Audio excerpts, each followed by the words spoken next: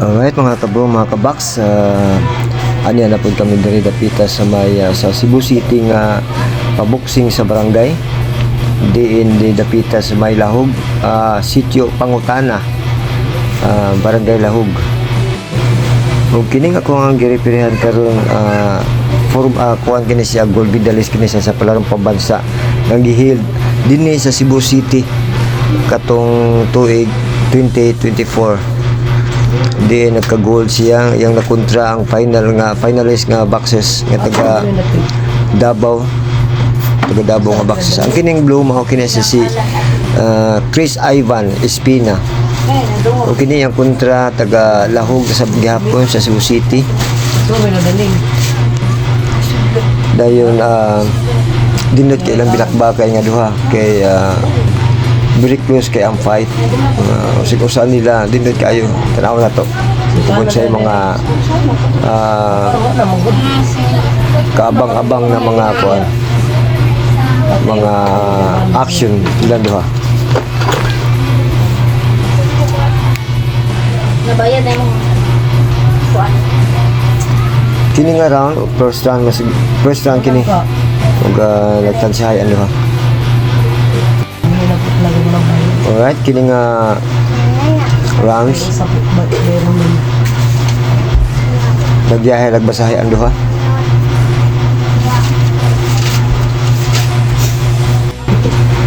Alright, karon isod sad sila sa Binukbukay, dinhi sa sitio Pangutana. Dinhi dapita kaduha nagibini ari diri. Gitawag og second bakbakan sa sitio Pangutana, barangay Lahog, Cebu City.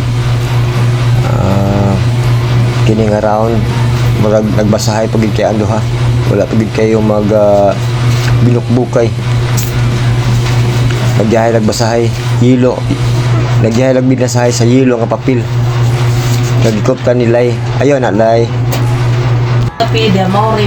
karon mga pipila na lang ka segundos para mag-out ang mahuman ang ilang first round nga binukbukay karon hindi na Sa pangunaning di ba paghuman sa first round upcoming ng kaduha nga round nag-interval rest silang duha.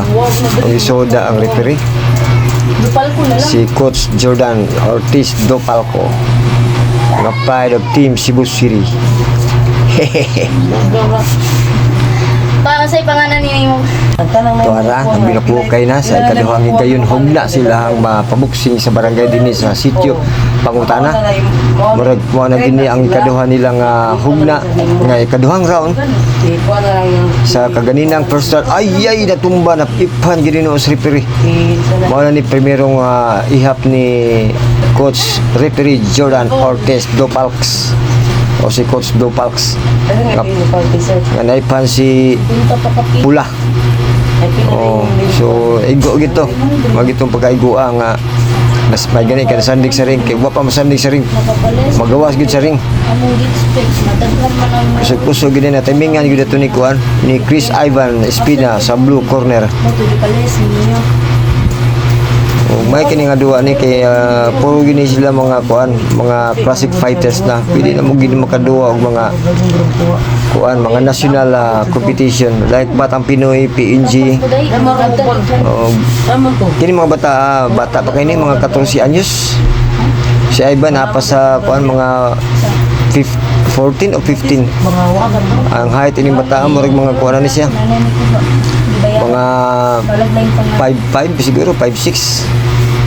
Taas ni nga bata ini nga lumad sa pride of Mambalinganon kini nga bata nga taga Alaska Viking. Nag-eskwela kini sa Cebu City Don Carlos A. Gosong Memorial National High School. Din mao sa lang ako ang eskwelahan pud kini adto diha sa pioneer kami diha sa CCDC EGM Gotong naglibog na ko sa kuang meaning sa Cebu City Don Carlos A. Gotong Memorial National High School. Kini karon hugna nagbibog ka lagi na ug mao paghuman sa ikaduhang rounds sulod sa ang katulong nga rounds. Mga ginilahang final countdown sa ilang mga nag-jazz kanila. Alright mga kabaks, pag-huma sila sa second round, padulong na sila sa ikatulong na hugna sa ilang bilog. Teka. Wow, agoy naipan si Chris Ivan nga taga Mambaling. Kaganina nga first round na ipan pod ang pula. Karon na pod nga naka-blue si Chris Ivan Espina naipan pod sa referee. Maaning gihimo sa referee kay nagi si primary concerns nga safety of the boxer. Ayos din kay ni man gani ang kuan kung kinsa nagi tinuod ay nga manaog nagpinalitay sila ang mga nag-aso-asong kinumo. Kuya kining mga lawas si mga bataan murag mga damang ang kining damang nga pulo nga damang Ilonggo ni sa ato pinis Bisaya manikaka as nang referee taas kay kasway nga taga lumad nga taga Cebu City si Coach Tupacs pride of team Cebu City pod. Ayos. Alright mga kabu mga kabaks, nagsugod ng ilahang mga way humpas nga sulukbagay, nagpinalitay sila ang mga tasatagsa nga kusog, sumbag dito, dipinsa dito, counter dito. Ayos na nakita ang referee, caution, delikado tato, fencing, warag pasiko. Yan, nagbantay na mayo ang referee. Kaya dinindot kaya mga gipang buhat sa mga damang kini mga kaka na fighters. Ayos managid ang duha uy managid ang katulong hugna ug nagfinal na ta sa ato ang decision ug kinsa gi man naog sa duha. Murag ang kining decision siguro murag split o unanimous pa kini, murag pamina ko split kini ang mapildi.